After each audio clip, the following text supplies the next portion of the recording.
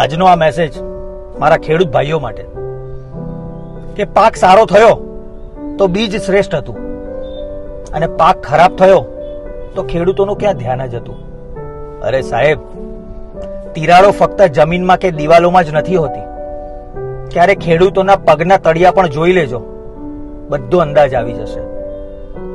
કે જેમના કાચા મકાનના છાપરામાંથી પાણી ટપકતું હોય અને તે છતાંય વરસાદ આવે એવી દુઆ માંગે, એનું નામ છે ખેડૂત.